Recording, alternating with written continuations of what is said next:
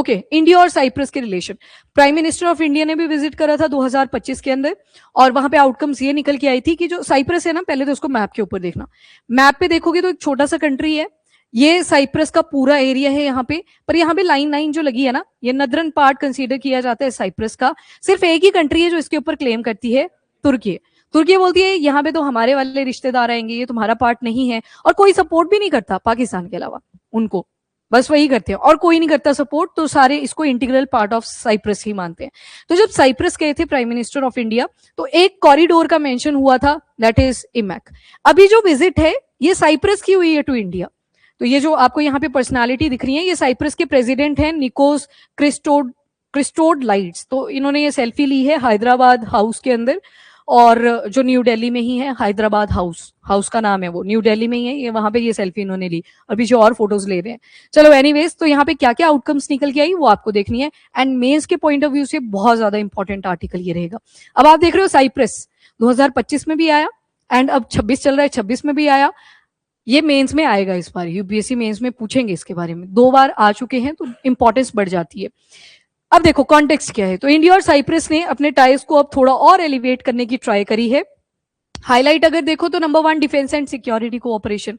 Defence and security cooperation की जब भी बात करी जाती है तो इसमें वही आएंगी, सारी सेम चीजें आएंगी कि हम क्या करेंगे, आपस में रिलेशन को कोऑर्डिनेट करेंगे, कल को हमें आपकी जरूरत पड़ती है आप हमें सपोर्ट कर देना, हमें आपकी पड़ेगी तो आप, मतलब वाइस वर्सा ये प्रोसेस चलता है। Number 1 defence and security cooperation में एक और चीज आएगी, शायद साइप्रस का पंगा किसी और के साथ हो जाए तो इनको वेपन्स की अर्जेंट जरूरत पड़ सकती है, तो अगर अर्जेंट जरूरत पड़ती है तो कोई सप्लायर भी तो चाहिए ना, तो इंडिया ने बोला कि कोई नहीं, ऐसी जरूरत पड़ी तो हम आपको सपोर्ट कर देंगे, गन्स हो गए, हेलीकॉप्टर्स हो गए, तो उसके लिए इंडिया को क्या करना पड़ेगा, अपना जो मैन्युफैक्चरिंग सेक्टर है उसे और बूस्ट करना पड़ेगा, तभी इस कमिटमेंट को फुलफिल कर पाएंगे हम। तो ये इंडिया के लिए लेसन आ जाता है। बाकी अगर साइप्रस के रिस्पेक्ट में देखें तो पहला जो हाईलाइट आता है इसमें, that is defence and security cooperation.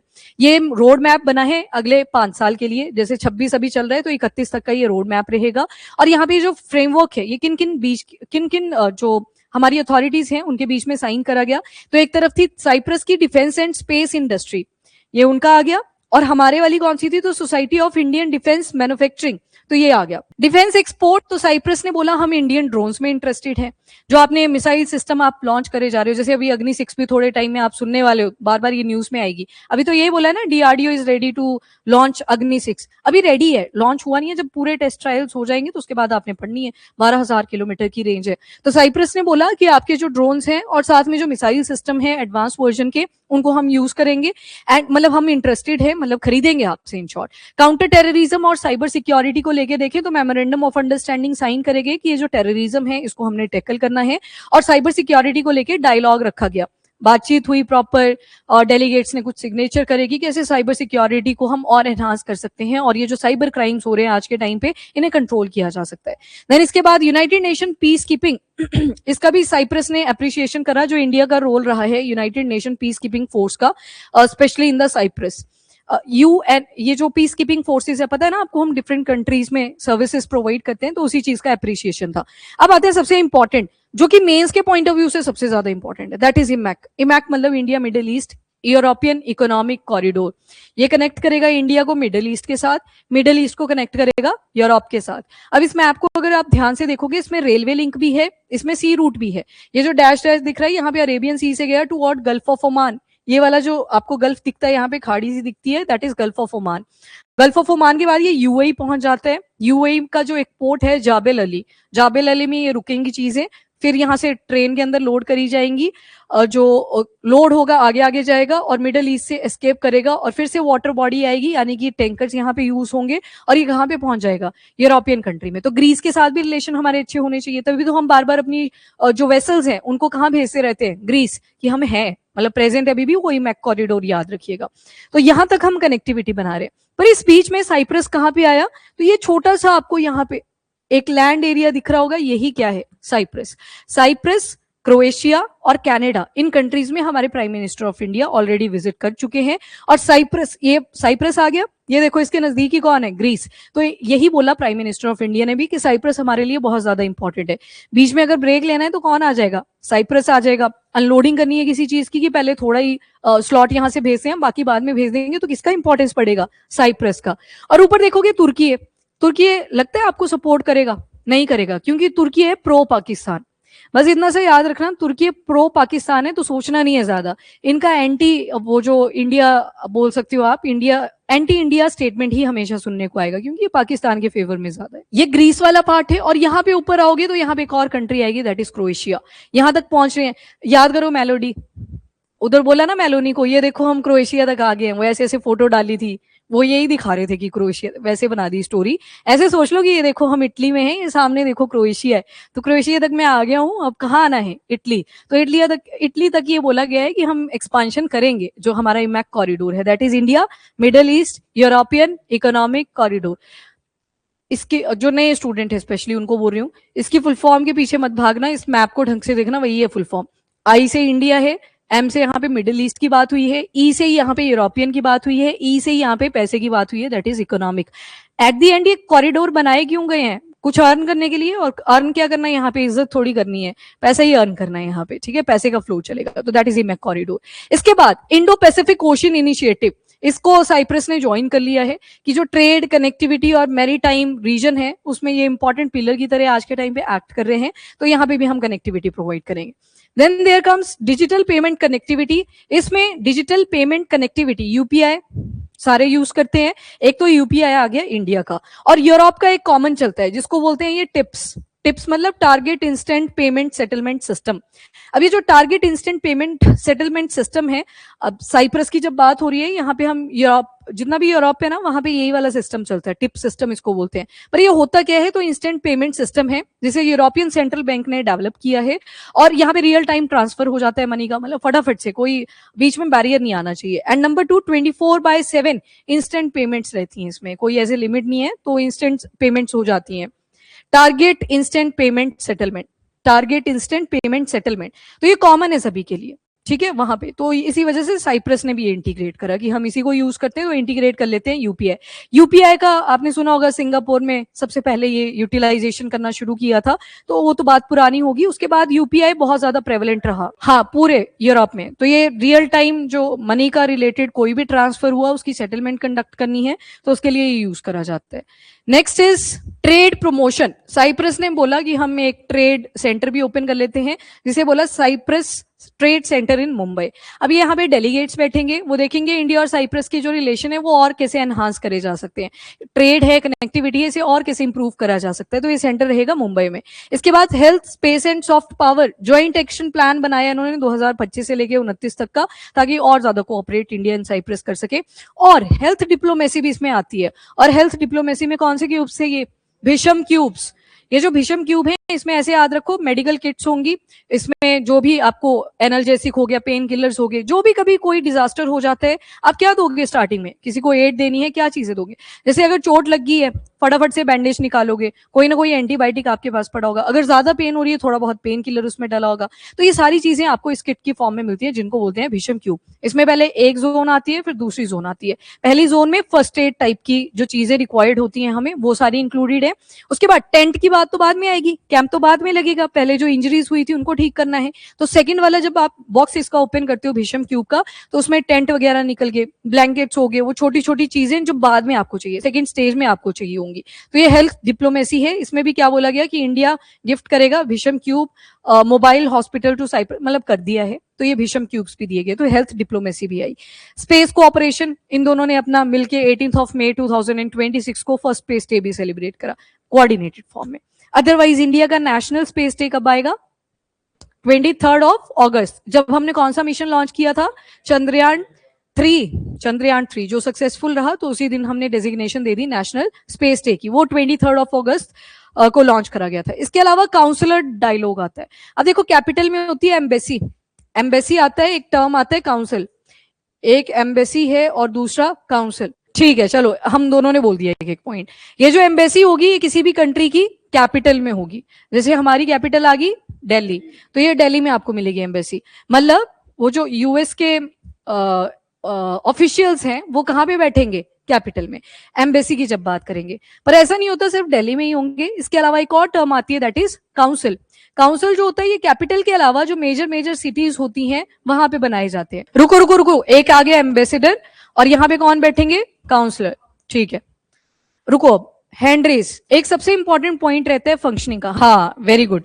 यहाँ पे जो काम रहेगा ना एम्बेसी के अंदर, डिफेंस से रिलेटेड कोई डिटेलिंग चाहिए, कोई एग्रीमेंट साइन करना है, तो वो कौन डील करेगी? वो एम्बेसी देखेगी, क्योंकि ये सिक्योरिटी के साथ भी जुड़े हुए हैं। तो यहाँ पे हाई लेवल की टॉक्स आपको दिखेंगी जो कहीं ना कहीं हमारी नेशनल सिक्योरिटी के साथ जुड़ी होंगी। इसमें डिफेंस आ गया, कोई भी हाई लेवल का अगर डील साइन करना है तो कहाँ पे करा जाता है? एम्बेसी।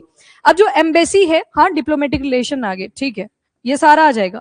तो उसके बाद दूसरी तरफ काउंसिल जब देखोगे, तो किसी ने पासपोर्ट वगैरह का काम करना था, वो तो चलो हो गया, ऑनलाइन अप्लाई करा आपने, जो भी इसका प्रोसीजर रहता है वो तो आपने खुद ही कर लिया। पर किसी ने अगर वीजा के लिए अप्लाई करना है, तो उसका जो प्रोसीजर रहेगा वो कहाँ पे कंडक्ट करा जाएगा? काउंसिल में। क्योंकि अब कैपिटल कहाँ पे है जाके? दिल्ली में। अब केरला के कोई पर्सन है, इसको वीजा वगैरह रिन्यू करवाना है, इसको इतने ऊपर थोड़ी जाना पड़ेगा, शायद वो यूएस में रहते हैं, इतने ऊपर जाएंगे तो उनका तो डिस्टेंस ही बहुत लग जाएगा, फिर वहां पे रुकेंगे तो उनका तो खर्चा और ज्यादा बढ़ जाएगा। तो इसी वजह से क्या बनाई जाती है? काउंसिल। पर लेस इंपॉर्टेंट वर्क होते हैं, पर यस कैसे सेंट्रिक होते हैं ये? Citizen centric. यहाँ पे सिटीजन सेंट्रिक अप्रोच है कि वो जो माइग्रेशन वगैरह चल रही है from one country to another, वो इजीली हो सके, तो इसमें ईज कर दिया जाता है सिटीजन्स के लिए, तो इसे सिटीजन सेंट्रिक बनाया जाता है। तो वैसे यहाँ पे एक नेगोशिएशन आती है काउंसलर डायलॉग के ऊपर कि जो वीजास, मोबिलिटी और पीपल टू पीपल टाइज हैं, इनको और स्ट्रेंथन करना है। लग गया ना पता? काउंसलर डायलॉग क्यों लिखा? वीजास का मेंशन करा है, और यहाँ पे आपने डिफरेंस में देखा कि वीजा वगैरह का जो वर्क होता है वो कौन देखता है? वो काउंसिल देखता है। इसके बाद नंबर 2 मोबिलिटी, मतलब माइग्रेट करना है किसी पर्टिकुलर कंट्री में, तो उस कंट्री का काउंसलेट भी कहाँ पे मिल जाएगा आपको? उन मेजर सिटीज में ही मिल जाएगा, ठीक है। जैसे एम्बेसी है वैसे उसके छोटे छोटे पार्ट्स आपको मेजर सिटीज के अंदर मिल जाएंगे। Then people to people ties, मतलब कनेक्टिविटी बनी रहे, तो उसके ऊपर भी फोकस किया। एग्रीमेंट यही प्लान करें कि जो माइग्रेशन और मोबिलिटी पार्टनरशिप है इसे और स्ट्रेंथन करना है। और इंडियन डायस्पोरा, अगर देखें कितने इंडियंस आपको साइप्रस में मिलेंगे? 15,500 इंडियंस। मैक्सिमम कंट्रीज में आपको इंडियन मिल ही जाते हैं। नंबर 1 पे है ना डेमोग्राफी के हिसाब से, तो हम मिल जाते हैं हर जगह पे। कनाडा जाओगे, कनाडा में भी अब मतलब बाकी कम दिखते हैं हम, अच्छा ठीक, वो भी हाँ ठीक है, इंडियन ज्यादा दिखते हैं। और आप इवन लंदन जाओगे, लंदन में कौन सबसे ज्यादा दिखेगा? ठीक है, मिक्सचर है, मिक्सचर है, मतलब अंग्रेज कम दिखेंगे, बाकी रेस आपको कहाँ की ज्यादा दिखेगी? फ्रॉम इंडिया वाली साइड, एशिया वाली बोलेंगे हम, ठीक है। ओके, नेक्स्ट चलते हैं। जियो पॉलिटिकल इंपॉर्टेंस, तो मेडिटेरेनियन सी में साइप्रस लोकेटेड है, वेरी इंपॉर्टेंट पॉइंट। और ये तुर्की है, सीरिया और मिडिल ईस्ट के पास में भी है। तो मिडिल ईस्ट से ही तो हमने यूरोप की तरफ जाना था, तो साइप्रस एक बीच में गेटवे की तरह एक्ट करेगा। बाकी तुर्की और पाकिस्तान के जो अलाइनमेंट है उनको भी चेक रखना पड़ेगा। तो जब साइप्रस भी इसमें कनेक्ट करेगा तो ऑब्वियस सी बात है हमारा चेक रह सकता है टुवर्ड तुर्की। और इसके बाद साइप्रस का जो इशू है वो यूनाइटेड नेशन में बैक करा। कौन से वाला इशू? तुर्की वाला। जैसे आपने मैप पे देखा ना, कैपिटल साइप्रस की क्या है? निकोसिया। तो अभी तक आपने 2 लेक्चर्स के अंदर 2 की कैपिटल लर्न करी है। वन इज अंगोला की लुआंडा, एंड दूसरी आती है साइप्रस की निकोसिया। 2 याद कर लिया आपने। इसके बाद ये वाला जो नदरन पार्ट है साइप्रस का, ये तुर्की क्लेम करता है, तो ये वाला इशू वहां पे रेज भी करा गया यूनाइटेड नेशन में इंडिया के थ्रू, मतलब इंडिया सपोर्ट कर रहा है। और बाकी अगर तुर्की को देखें, वो पाकिस्तान को सपोर्ट करता है। इंडिया का जो कश्मीर वाला इशू है, तो लग गया आपको पता कि जो तुर्की है वो प्रो पाकिस्तान आपको दिखेगा, एंड इंडिया की जो भी स्टेटमेंट होगी उसके अगेंस्ट ही जाएगा। इसके बाद gateway to Europe, European Union, वो आपने देख लिया अभी, जो इनका पेमेंट का सेटलमेंट सिस्टम है वो भी फॉलो किया यूपीआई के साथ इंटीग्रेट करके। इसके बाद डिफेंस एंड सिक्योरिटी रिलेवेंस, वो हमने शुरू में ही कैटेगरी देखी, क्योंकि सबसे इंपॉर्टेंट पिलर यही एक्ट करेगा। एफडीआई अगर देखें, फॉरेन डायरेक्ट इन्वेस्टमेंट, तो साइप्रस ने बोला है कि हम और ज्यादा इन्वेस्टमेंट इंक्रीज करेंगे to India. And DTAA, double taxation avoidance agreement. अब जैसे बोला माइग्रेशन हमने और इजी करनी है, तो जो इंडिया का सिटीजन है वो मान लो फॉरेन कंट्री जाता है किसी काम के पर्पज से, कल को वहां से पैसा भी भेजेगा इंडिया रेमिटेंसेस की फॉर्म में, क्योंकि उसके फैमिली मेंबर अगर इंडिया में रह रहे हैं तो पैसा भेजेंगे वो कंटिन्यूटी में। अब कई बार क्या होता है, टैक्स की रेंज में दोनों बार आ जाएगा वो। एक तो वो साइप्रस में रह रहा है जहां पे काम कर रहे हैं, तो उनका भी कुछ ना कुछ टैक्स रिजीम रहेगा, कम रहेगा ज्यादा रहेगा वो अलग बात है, पर कुछ ना कुछ टैक्स रिजीम वहां पे रहेगा। अब उसने पैसा भेजा टू इंडिया, इंडिया का भी कुछ ना कुछ टैक्स रिजीम रहेगा, जो कि इतना बड़ा है ना। सारे डरते हैं टैक्स से बचें कैसे, सारे इसी के पीछे तो भागते रहते हैं। तो जो टैक्स रिजीम है वो 2 बार ना हो जाए, उसने 2 बार टैक्स पे ना कर दिया हो, तो उसके लिए क्या बनाया गया है? Double taxation avoidance agreement. ये सिर्फ साइप्रस के साथ नहीं है, यूएस के साथ है, सारी कंट्रीज के साथ होता है कि कोई भी इंडिविजुअल है वो 2 बार टैक्स पे नहीं करेगा। उसको ही अवॉइड करने के लिए क्या बनाया है? Double taxation avoidance agreement. अब आते हैं डिप्लोमेटिक सपोर्ट की तरफ। तो साइप्रस सपोर्ट करता है इंडिया को कि यूनाइटेड नेशन सिक्योरिटी काउंसिल, इसमें आपको परमानेंट सीट मिलनी चाहिए। अब यूएनएससी में टोटल मेंबर्स कितने हैं? 15। मैंने बोला टोटल मेंबर्स कितने हैं, जब बोला टोटल मेंबर तो टोटल आएंगे 15। किसकी बात कर रहे हैं? यूनाइटेड नेशन सिक्योरिटी काउंसिल की। एक तरफ 5 लिख लो, एक तरफ 10 लिख लो। ये परमानेंट मेंबर्स हैं जिन्हें P5 के नाम से भी जाना जाता है। और दूसरी तरफ आप देखोगे ये 10 हैं जिनको बोलेंगे नॉन परमानेंट मेंबर। यहाँ पे जो प्रेसिडेंटशिप होती है वो रिप्लेस चेंज होती रहती है, कभी इंडिया की टर्न आएगी। अब जब इंडिया की टर्न आई थी सबने बोल दिया भाई कर दिखाया इंडिया ने, पर वो अल्फाबेटिक ऑर्डर चलता है, इंडिया की टर्न आनी थी, उसके बाद इंडोनेशिया की भी टर्न आई थी। तो वो इतनी भी बड़ी अचीवमेंट नहीं थी, नॉन परमानेंट मेंबर में मतलब बिठा लिया तुमको मीटिंग में, वो वाला सिनारियो बन जाता। पाकिस्तान की भी मेंबरशिप थी इसमें, अब लगा लो हिसाब कितनी इंपॉर्टेंट होगी ये सीट। तो ये नॉन परमानेंट मेंबर है। और यहाँ पे कौन आएंगे P5 में? यूएस आ गया, वही है सारे वो जो न्यूक्लियर मेंबर भी बने थे शुरुआत में, 5 ही मेंबर, यही वो 5 मेंबर हैं जिन्होंने सबसे पहले अपना अपना न्यूक्लियर वेपन भी टेस्ट कर लिया था।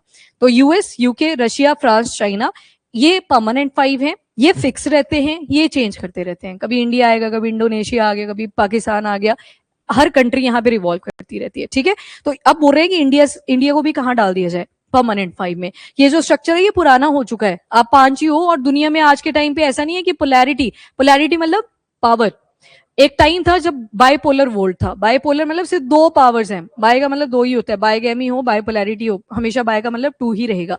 एंड दूसरा आ गया मल्टीपोलर। मल्टीपोलर मतलब पावर एक कंट्री के पास लाई नहीं करती, बहुत सारी कंट्रीज हैं उनके बीच में डिस्ट्रीब्यूट कर चुकी हैं। तो इसी वजह से बोलते हैं कि आप कब से बैठे हुए हो, 5 ही हो, सिर्फ 5 दोस्ती, वही वाला सिचुएशन बन गया है, 5 दोस्त हैं बस वही बैठेंगे, बाकी आएंगे जाएंगे। तो अब बहुत सारी कंट्रीज हैं ऐसी जो बोलती हैं कि हमें भी क्या बनना है, परमानेंट मेंबर। तो साइप्रस हमें सपोर्ट करता है इस चीज में कि आपको परमानेंट सीट मिलनी चाहिए। सपोर्ट तो इंपॉर्टेंट है, कल को वोटिंग होगी तो पूछेंगे ना कि कौन कौन सी कंट्रीज फेवर कर रही हैं कि इंडिया को ऐड करना चाहिए यूनाइटेड नेशन सिक्योरिटी काउंसिल के अंदर या नहीं, तो वहां पे कंट्रीज का सपोर्ट रिक्वायर्ड है। इसके बाद दोनों ही, अब ये हिस्टोरिकल रिलेशन आगे, डिप्लोमेटिक टाइज हमारे 1962 में एस्टेब्लिश हुए थे जब हमने ऐसे बातचीत करना शुरू करा, कनेक्टिविटी पे फोकस किया। एंड दोनों ही मेंबर्स भी हैं नॉन अलाइंड मूवमेंट के, इसके मेंबर्स भी हुआ करते थे। ये नॉन अलाइंड मेंबर्स जो है इनको देख लो एक बार। अच्छा, एनएसजी वाला रह गया। एनएसजी की जो मेंबरशिप है उसमें भी चाहता है कि इंडिया की एंट्री हो, ये साइप्रस बोल रहा है। तो ये न्यूक्लियर सप्लायर ग्रुप है क्या? Nuclear supplier group nuclear technology बनाने के लिए, न्यूक्लियर वेपन बनाने के लिए जो भी चीजें रिक्वायर्ड होती हैं उनके बेचने पे, खरीदने के ऊपर कुछ पावर्स कंट्रोल करती हैं। तो साइप्रस जाते हैं उसमें इंडिया भी इंक्लूड होना चाहिए, ये भी कंट्रोल करें उस एक्सपोर्ट को।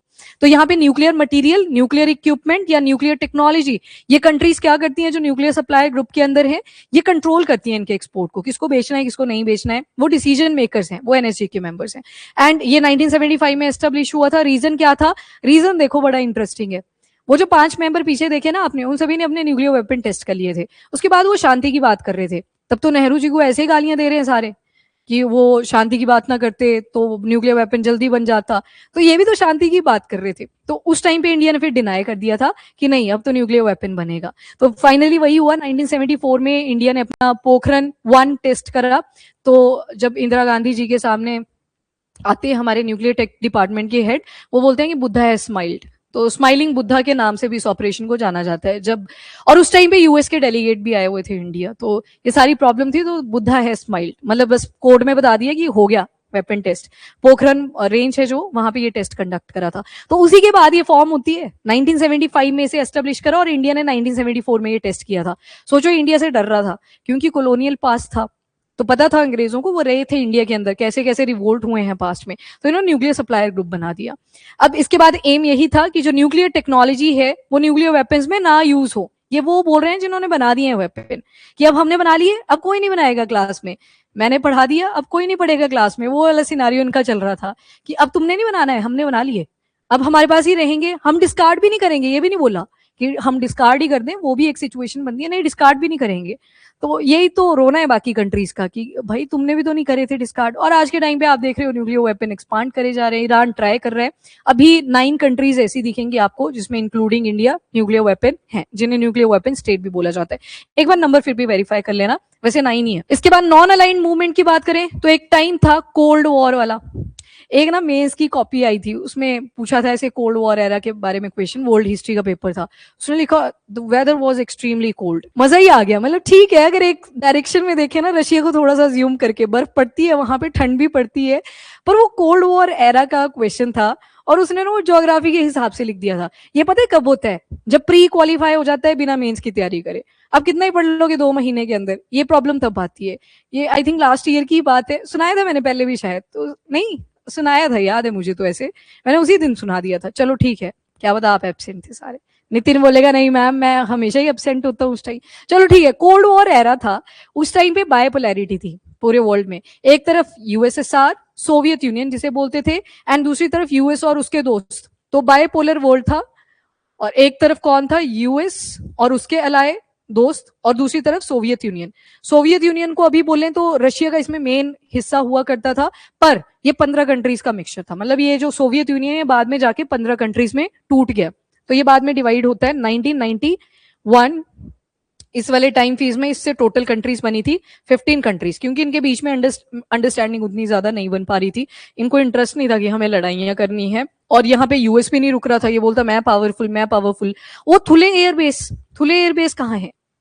ग्रीनलैंड। नए वाले स्टूडेंट इसको नोट डाउन करेंगे, थुले एयरबेस ये ग्रीनलैंड में है। पहले वाला ये नाम हुआ करता था, अब ये नाम चेंज हो चुका है और इसे बोलते हैं पिट्यूफिक स्पेस बेस। पिट्यूफिक स्पेस बेस ये कहां पे मिलेगा? ये डेनमार्क का जो ऑटोनमस सॉरी मैंने इंडिया ड्रॉ कर दिया यहाँ पे। डेनमार्क का जो ऑटोनमस टेरिटरी, अच्छा वी शेप बनानी थी मैंने, ग्रीनलैंड, यहाँ पे आपको मिलेगा पिट्यूफिक स्पेस बेस। पहले वाला नाम क्या था? Thule airbase.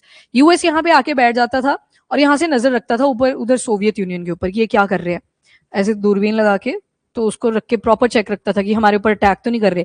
वैसे देख के कर ही क्या लेना था अगर अटैक कर भी लेते। चलो ठीक है, एनीवेज ये डिफरेंट स्टोरी है। तो उस टाइम पे ये बायपोलैरिटी थी, तो इंडिया को भी बोला गया कि एक चूज करना पड़ेगा, यूएस या फिर सोवियत यूनियन।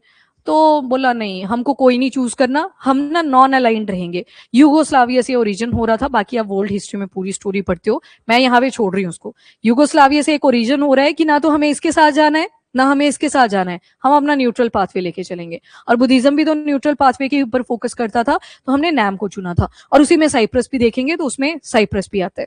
इसकी याद करवाना, आज ज्यादा कंट्रीज आपने पढ़ ली। अंगोला की कैपिटल याद की, क्या थी? लुआंडा।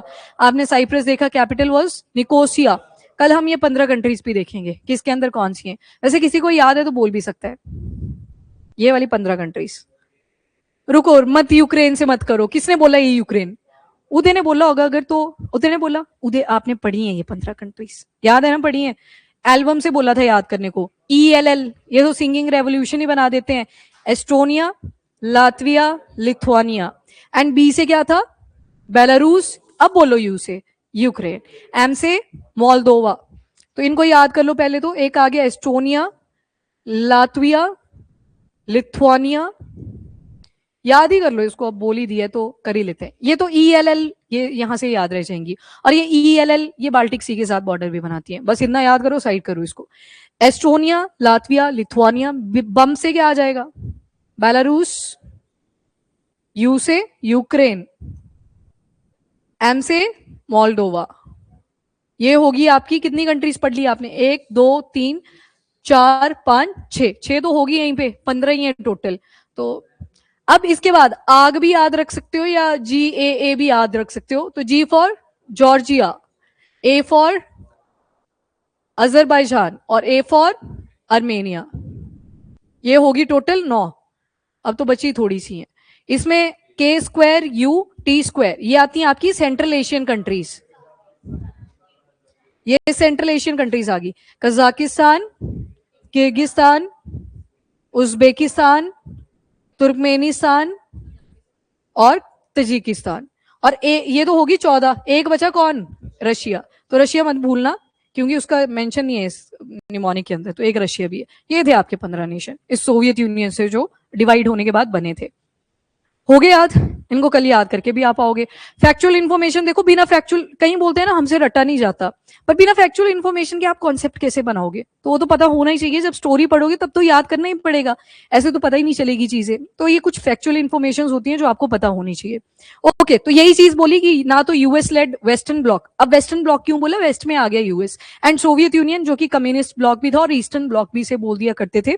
तो हमने किसी को नहीं ज्वाइन करा था कोल्ड वॉर के टाइम पे, हमने डिसाइड करा कि हम कहाँ जाएंगे, नॉन अलाइन मूवमेंट में, ना तो इनके साथ ना तो इनके साथ, अपना रास्ता हम खुद से डिसाइड करेंगे। अभी इंडिया को क्या बोलते हो आप बार बार? सॉवरेन कंट्री है, हमारी डिसीजन मेकिंग में कोई और नहीं आएगा, हम अपने हिसाब से डिसीजन लेंगे, ठीक है। तो ये कंट्रीज थी उन ब्लॉक्स के टाइम पे, जो आप कोल्ड वॉर एरा के टाइम पे देखते हैं, वेदर वॉज एक्सट्रीमली कोल्ड, ठीक है, वो वाला सिचुएशन। कोल्ड वॉर का मतलब था यहाँ पे, हाँ, बिना वेपन के चल रहा था काम, बस देख रहा है ये ना कर दे अटैक, ये ना कर दे, बस वैसे ही राइवलरी चले जा रही थी। तो वेदर एक तरफ से अगर देखें, एक तरफ से तो इतने सारे साल निकल गए, रशिया में भी बर्फ पड़ी, यूएस में भी बर्फ पड़ी, ठंड हो सकती है, पर कोल्ड वॉर एरा का मतलब ये बिल्कुल भी नहीं था कि उस टाइम पे मौसम बहुत ठंडा था, वो इग्नोर कर देना। चल, हाँ हाँ, ठीक है। फिर मैंने पूछा था स्टूडेंट को, मैं ऐसा नहीं कि मैं हंसी, उस टाइम मेरे को हंसी भी नहीं आई, मैं समझ गई कि इसने प्री के बाद मेंस का पढ़ना शुरू करा था, क्योंकि यूपीएससी में होता है कि वर्ल्ड हिस्ट्री वाला जो सेगमेंट है वो मेंस में ज्यादा आता है, प्री में कम आता है।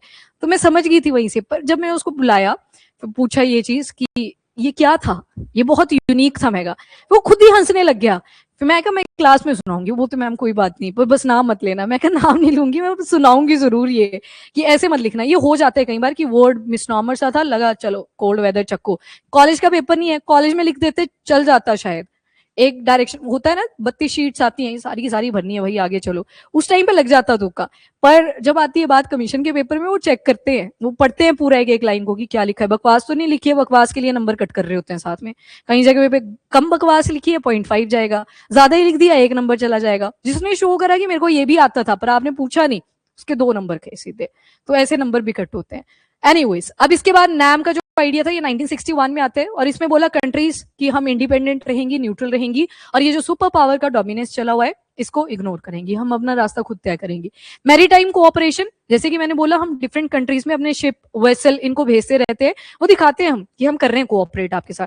डेक एक्सचेंज करा जाता है, हमारे जो नेवल पर्सोनल्स होते हैं वो उनके डेक में जाते हैं, उनके हमारे डेक में आते हैं, तो कॉन्वर्सेशन होती है कि ये कैसे फंक्शनिंग कर रहा है। तो यहाँ पे आईएनएस त्रिकान को भी कंडक्ट करा गया था, लोकेशन है पोर्ट की लिमासोल, तो यहाँ पे ये पोर्ट है, पोर्ट कॉल करी गई थी, तो यहाँ पे विजिट करा था आईएनएस त्रिकान ने। एंड पेसिक्स एक्सरसाइज भी करी जाती है, साइप्रस नेवी इसमें इन्वॉल्व होती है।